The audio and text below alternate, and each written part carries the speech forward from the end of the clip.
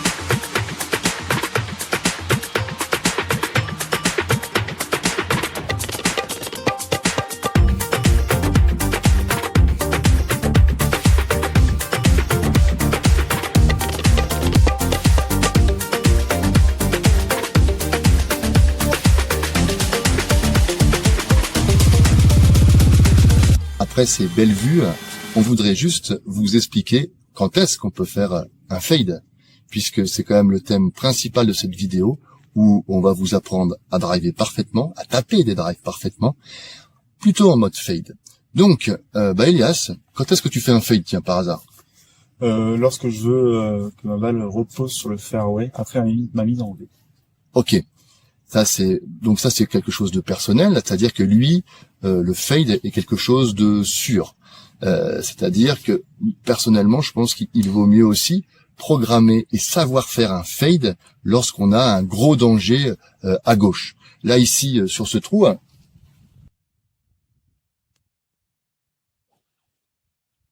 Donc sur ce trou, on voit clairement qu'il y a plutôt un danger à gauche, même si aussi on peut le jouer des deux côtés. Mais principalement ici, on préfère voir un fade plutôt qu'un draw.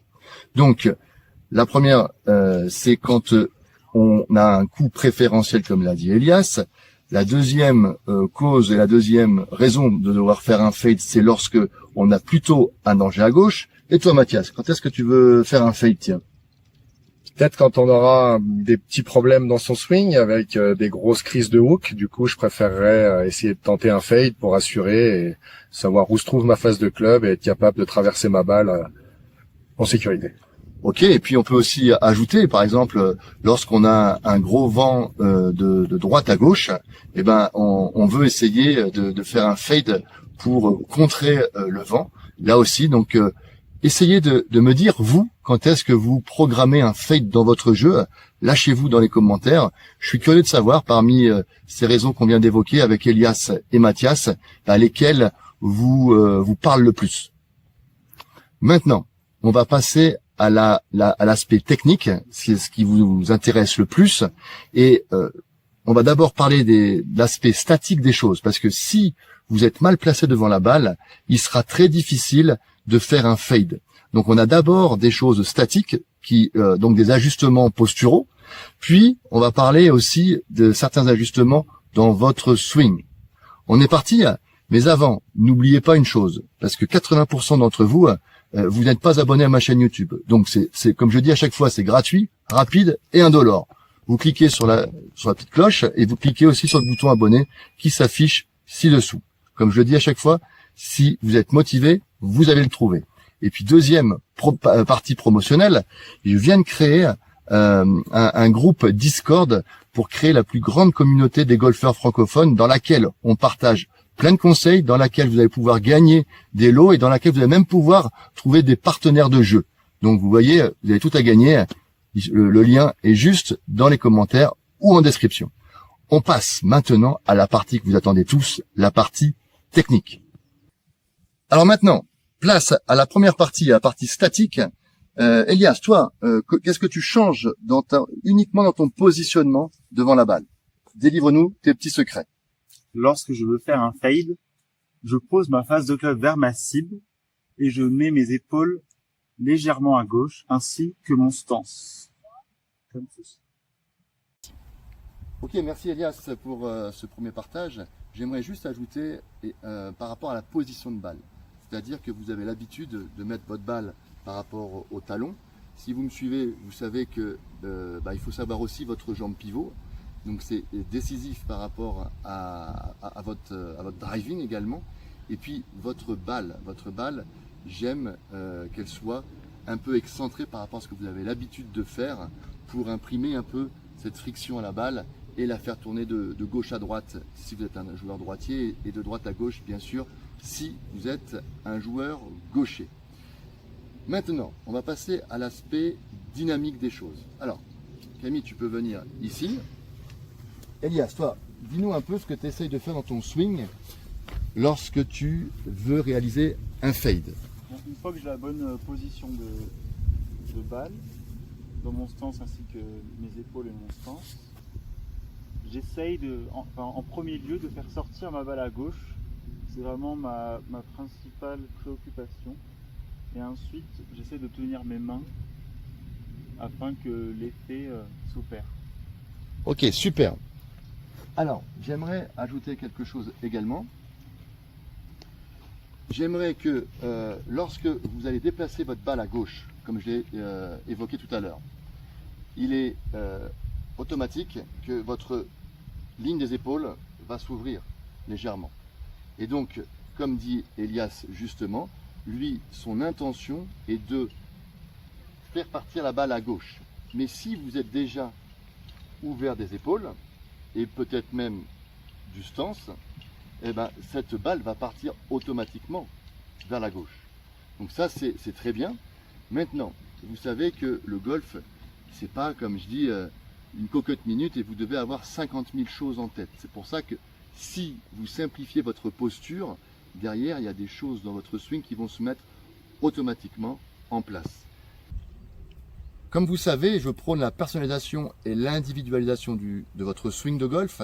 Et donc, pour garder des sensations de rotation vers l'avant, pour faire partir cette balle de gauche à droite, certaines personnes vont sentir plus le haut du corps et certaines personnes vont sentir davantage le bas du corps. Et c'est là où vous devez savoir si vous êtes un joueur plutôt dissocié ou un joueur associé. Alors si vous n'avez jamais entendu ces paroles, c'est pas grave, je vais vous offrir une vidéo dans laquelle je vais tout vous expliquer.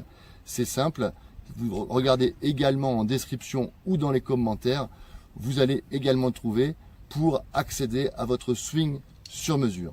Donc ça c'est la partie sensation de votre corps. Mais vous savez aussi qu'au golf, vous avez le corps, mais vous avez aussi le moteur des bras et du club.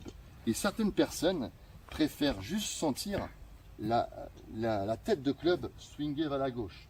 Donc si vous swingez vers la gauche, une bonne astuce serait de sentir vos mains passer plus proche de votre poche gauche. Ok ? À partir du moment où vos mains vont aller plus proche de la poche gauche, automatiquement, comme vous voyez à l'image, le club est swingé vers la gauche. Et il est essentiel d'appliquer ce que vous a dit Elias il y a un instant, avec le maintien de votre face de club. C'est-à-dire que lui, je sais, serre davantage la main droite pour éviter que la face de club se referme. Parce que si vous swingez à gauche et que la face de club se referme, bye bye, vous allez avoir des poules et des hooks. Tout le contraire, malheureusement, de votre fade. C'est pour ça que vous avez plutôt intérêt à avoir cette face de club ici qui reste ouverte au travers de votre swing. Je suis un peu essoufflé, hein, je cache rien, vous savez, hein, on manque d'oxygène aussi au golf des Arcs. Donc si vous voulez vous refaire des globules rouges, venez faire 18 trous ici, vous verrez vos jambes seront en pleine forme, le cœur également et votre bilan santé tout au vert. Ok, maintenant passons à la phase d'illustration où Elias va essayer de nous faire un super fade sur ce trou numéro 14.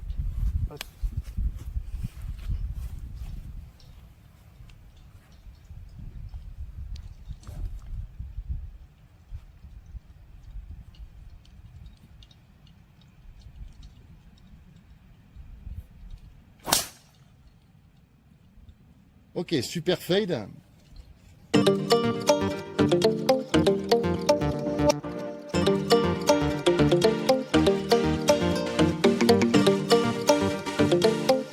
Ok, maintenant, après ce super fade d'Elias, j'aimerais que Mathias, on mette un peu la pression sur ce directeur, parce que j'aimerais aussi qu'il nous parle très rapidement, très succinctement de ce qu'il fait. Parce que je peux vous dire qu'il est directeur, qu'il est, je crois, 1.2 d'index.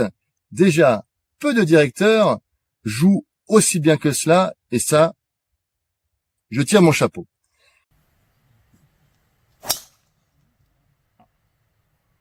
Mais il a une autre casquette, sans faire de jeu de mots, c'est la casquette ski. Et c'est là où je te laisse juste partager ta passion du ski, parce que je me tais. Mathias, à toi. Bah, le ski, je suis né dans la vallée, j'ai commencé le ski quand j'avais l'âge de 3 ans. J'ai fait du haut niveau à ski pendant un long moment et c'est vrai qu'il y a beaucoup de skieurs dans la région, de skieurs de haut niveau qui pratiquent le golf et je crois qu'on a l'atout d'être assez solide sur les jambes et tu me diras si je me trompe, mais il me semble que c'est important dans le golf. Oui, c'est très important dans le golf et hors caméra, justement, il me disait que être solide dans les jambes, c'est bien pour le backswing, mais on a plus de difficultés à tourner et c'est vrai que c'est là un des défauts des skieurs. Mais il ne vous a pas dit qu'il s'était occupé avant de sportifs de haut niveau et c'est là où ça m'intéresse parce que il y a bien on va dire quelque chose de commun entre le sport de haut niveau pour le ski et parce que je pense qu'il est un peu humble. Qu'est-ce que tu as fait? Quelle est ta casquette de haut niveau, toi, déjà, dans le ski? Bon, il y a des casquettes un peu plus hautes, hein, mais j'ai couru sur des courses internationales, les courses FIS, et j'ai un podium au championnat de France junior à mon actif, et un circuit un petit peu plus long sur le circuit universitaire et les Jeux olympiques universitaires. Et toi, en tant que skieur de haut niveau, tu t'es occupé aussi des jeunes, des meilleurs jeunes, je crois, U12 et U14, c'est ça? U14, ouais. U14. Qu'est-ce que tu trouves de commun entre le haut niveau à coacher pour les skieurs et le golf? Est-ce qu'il y a un point commun, peut-être la concentration, peut-être la précision au niveau technique? Je sais pas. Je te pose la question. Ici, c'est des jeunes qui sont habitués à longueur d'année à écouter les consignes, à essayer de les appliquer rapidement.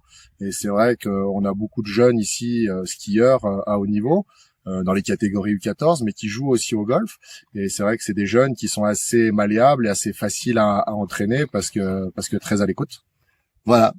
Un autre conseil. Soyez à l'écoute, appliquez dans l'ordre nos conseils et votre golf vous remerciera. Je vous dis à très vite. N'oubliez pas le pouce pour que cette vidéo du golf des Arcs soit diffusée le plus largement possible. Et n'oubliez pas un petit commentaire pour me dire ce que vous avez pensé. Si vous êtes d'accord avec Mathias, si vous êtes d'accord avec moi, si vous êtes d'accord avec Elias, vous avez le droit d'avoir, de pas être d'accord, mais mentionnez-le moi dans les commentaires ou dites-moi aussi si vous êtes d'accord avec nous. Du fond du cœur, je vous dis à très vite et je vous retrouve dans la prochaine vidéo de notre série sur le golfe des Arcs.